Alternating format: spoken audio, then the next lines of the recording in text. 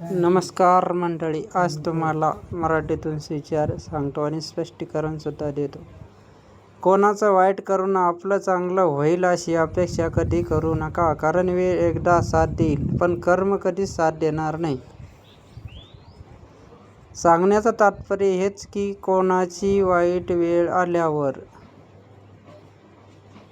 आपलं चांगलं होईल अशी अपेक्षा कधीच करू नका, कारण अपेक्षा ही निराशेला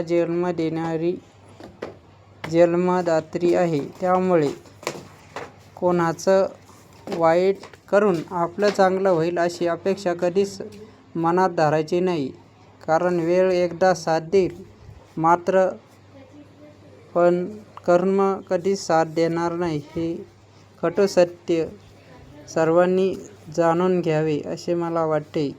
त्यामुळे कोणाचे वाईट करून आपलं चांगलं होईल ही मनात धारणा कधीच धरायची नाही, अपेक्षा तर बिलकुल करायची नाही. म्हणून कोणाचं वाईट होईल हा विचार करायचाच नाही.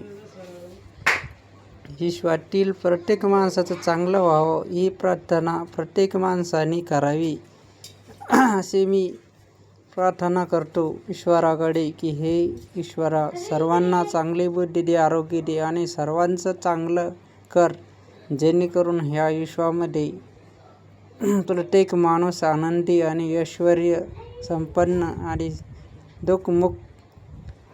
दुःखमुक्त राहील.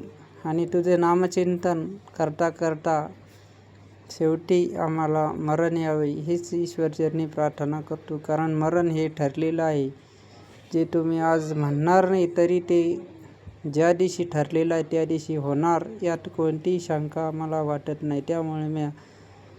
त्यामुळे तुम्हाला स्पष्ट करून सांगितले, जीवनातली व्यथा ही सत्य आहे, मरण हे सत्य आहे आणि कर्म हे चांगल्या पद्धतीनेच करा, जेणेकरून तुम्हाला चांगल्यात चांगला अनुभव प्रत्येक माणसाला येईल असे मला वाटते.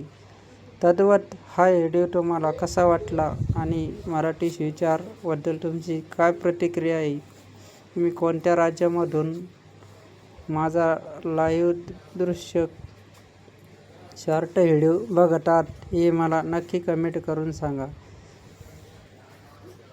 तुमच्या गावाचं नाव लिहा आणि तुमचं नाव आणि आडनाव नक्की लिहा, जेणेकरून मला कळेल की माझा व्हिडिओ कोणकोणत्या राज्यापर्यंत पोहोचला आहे. तुम्हा सर्वांची रजा घेतो आणि हा व्हिडिओ इथे स्टॉप करतो. जय शिवराय, जय जिजाऊ, भारत माता की जय, वंदे मातरम, जय जवान जय किसान, इन्कलाब जिंदाबाद.